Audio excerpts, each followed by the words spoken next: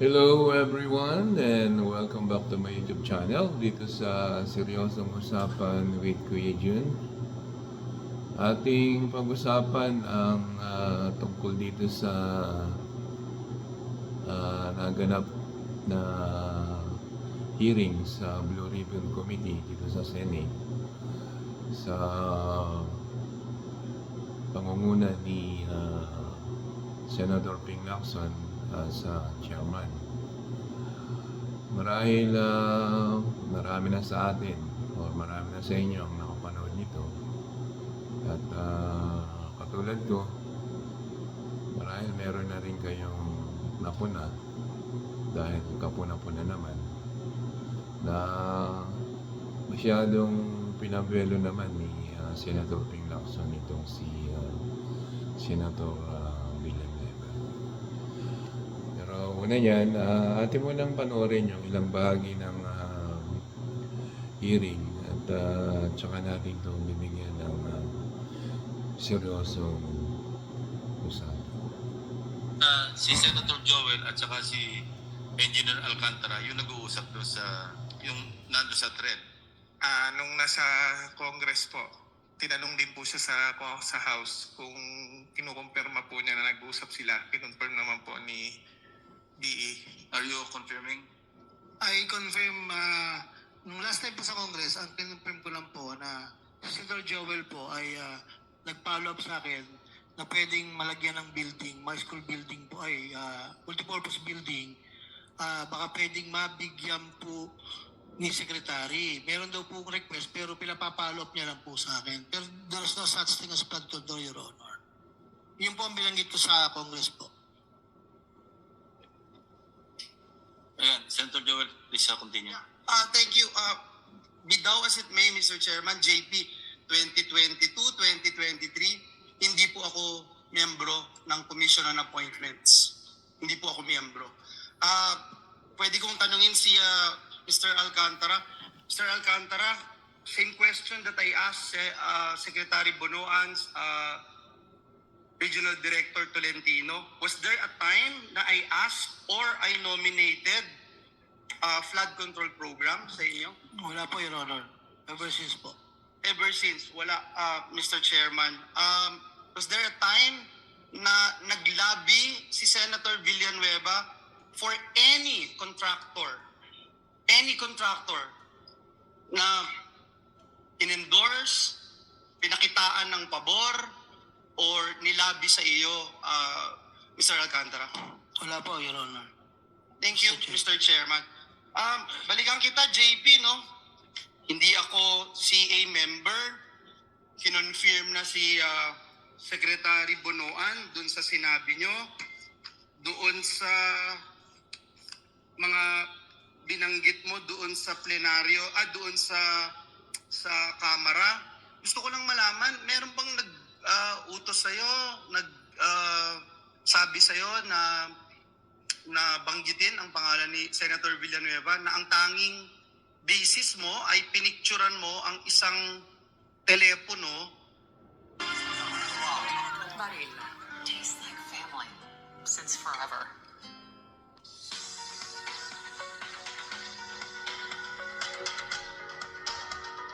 Villanueva na ang tanging basis mo ay pinicturan mo ang isang telepono na hindi din sa'yo. Wala po, sir.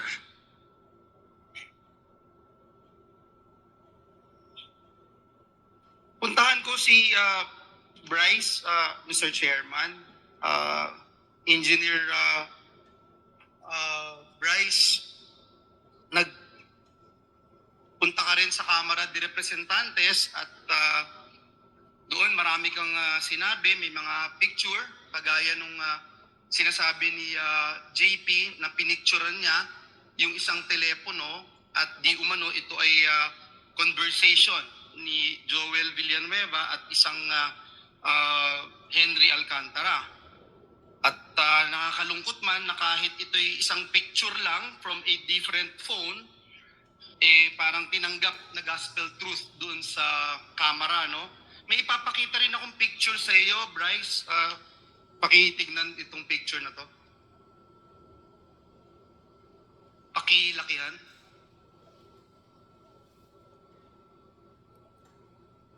Bryce, naaalala mo ba yung messages na ito?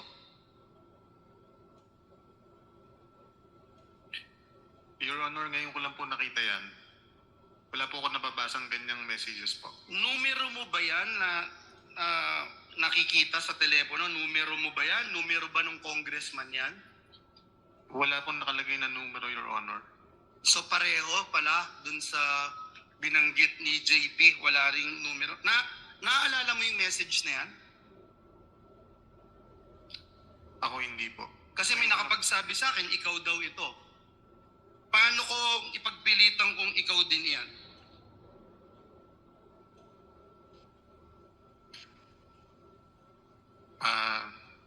Nasa sa inyo na po yun, Your Honor. Pero hindi ikaw yan. Hindi po. Babasahin ko lang, Mr. Chairman, nakalagay dito, Congressman Bryce, idiin mo si Sen Joel dito. Bryce sumagot, basta kayo na bahala sa akin, batchmate. Huwag niyo lang akong ibalik sa Senado, sa Senate. Mr. Chairman, if we rely on pictures, anyone can claim anything. And let me show how easy it is to fake this one, Mr. Chairman.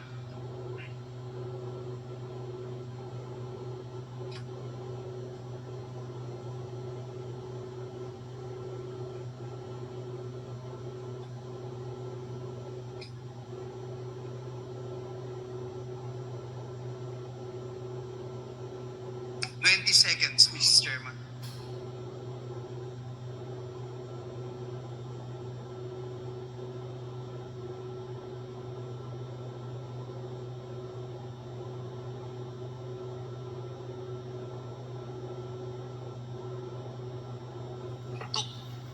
Took me 20 seconds, Mr. Chairman, to do that. Okay, ang pinapakita dito ni Senator Joel Villanueva ay madali lang daw mameke na kukunan mo ng picture, yung message sa isang phone at gagawin mo at pwede mo na siyang gawing ebidensya, kumbaga. Ayun yung pinapaliwanag niya, madali lang daw maneke. At yung pinapakita niya ay fake yun na gusto niyang palabasin sa sa mga manonood. Gusto niyang papaniwalain na yung message na doon, na yung kunwari si Bryce at saka yung congressman, yung batchmate na sinasabi niya, gusto niyang palabasin na parang totoo. Pero example lang yun, fake yun. Yun ang niya na madali lang daw gumawa ng ganong ebidensya. Kung tutuusin, yung pinakita ni JP Mendoza na text messages na conversation nila or palitan ng message ni Engineer Alcantara at itong si Senator Villanueva, yun ay pinatunayan or pinatutuhanan ni Engineer Alcantara na totoo yung message na yon. Nagkaroon ng exchange messages or text messages itong si Senator Villanueva at saka si Engineer Alcantara. Wala lang kasing sumupla doon na itong ini-example ni Villanueva ay dapat may sumupla na doon dapat ipinasok na doon yung sinabi ni Alcantara para nakasopla kaagad itong si Villanueva na yung ini-example niya na madali lang daw gumawa ng fake. So ang gusto niyang palabasin yung text messages na inilabas nitong si Bryce Hernandez at itong si Mendoza sa pagitan ni Alcantara at nitong si Villanueva ay gustong palabasin ni Villanueva na fake. Pero inamin na nga ni inamin na nga ni Engineer Alcantara dun sa Kamara at yun nga inamin niya diyan sa Senado na nagkaroon nga ng ganon text messages silang dalawa. So, dapat sana habang yung pagpapaliwanag yung ipinapakita ni Villanueva kung paano mameke nung picture from phone o to different phone ay dapat sana meron ng sumupla dun At dapat sana isiningit yung pag-amin ni Engineer Alcantara na inamin niya na meron nga silang naging palitan ng message ni Joel Villanueva. Kaya itong ginagawa ni Villanueva na example niya na madaling mameke, dapat sinopla yun Kasi nga pinatunayan na pinatutuhanan na ni Engineer Alcantara na totoo yung in-screenshot na message ni JP Mendoza na merong naging text messages sa pagitan ni Alcantara at nitong si Senator Villanueva. Kasi pinabelo ng gusto itong si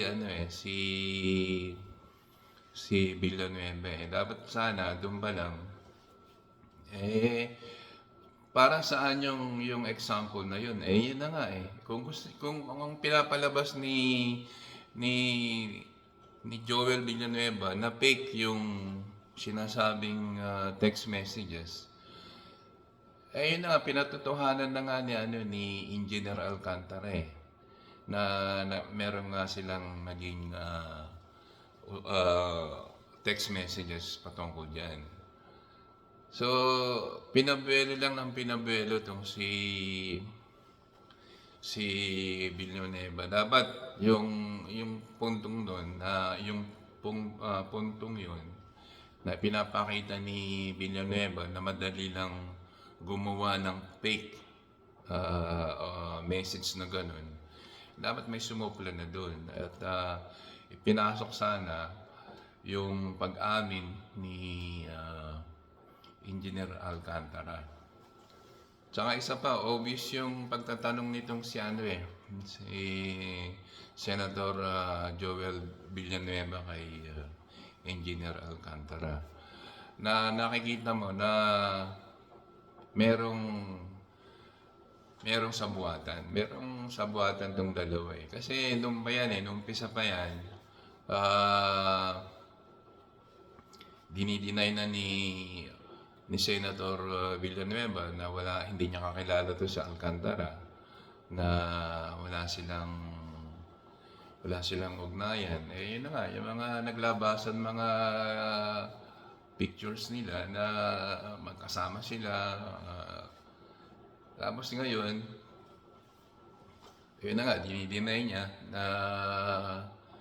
na hindi totoo yung text messages na yun na pinapakita nila Bryce Hernandez at ni Mendoza. Samantalang inamin na nga ni Alcantara yung Engineer Alcantara na nagkaroon sila ng ganong conversation kumbaga. Wala lang kasing sumuple nung anong kasalukuyang iminumustra ni Joel Villanueva kung paano gumawa ng fake.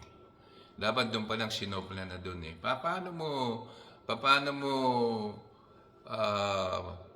sasabing fake yung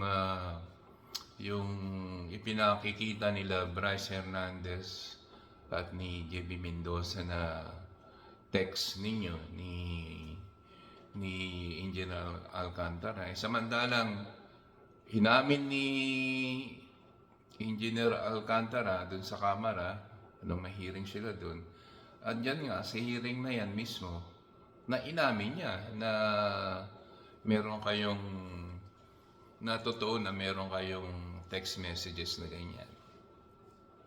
Tapos yung pag-example na gano'n na gustong palabasin na madali lang gumawa ng fake na gusto niyang palabasin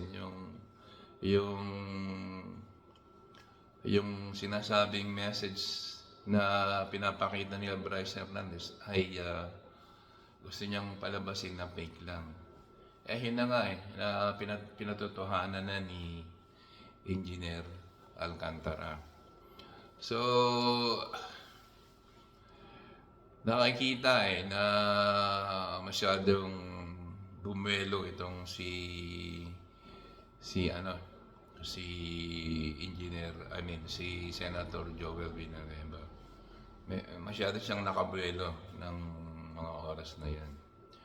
Pero halata naman na kumbaga sa mahina din kasi nga inamin na nga ni Engineer Alcantara yung nagkaroon sila ng text messages na gano'n Tapos magbibigay ka pa ng example na gano'n. Sayang sana may sumupla na doon na may sumupla sana kay Senator Joel Villanueva dun sa ginagawa niyang example na gano'n wala kumbaga nagtuloy-tuloy lang yung so parang totoo yung mga sinasabi niya kasi nga walang sumupla walang kumontra kumbaga. Sayang. Sana yung pagkakataon na yun ay may kumontra doon. But anyway, lalabas naman dyan ng katotohanan. Lalo na't ngayon, nandiyan na yung ICI, yung Independent Commission. So, wala namang kawala rin yan si Villanueva. Kasi sa mga dinami-dami ng lumalabas na ebidensya malawang isa nga yan sa may ginagawang or may ginawang maanomalya dyan sa proyektong yan. Alright, so hanggang dito na lang at sana huwag niyong kalilimutang mag-subscribe at mag-like and share. At comment na lang din kayo sa comment section. Alright, maraming salamat. Thank you for watching and I'll see you next time. God bless.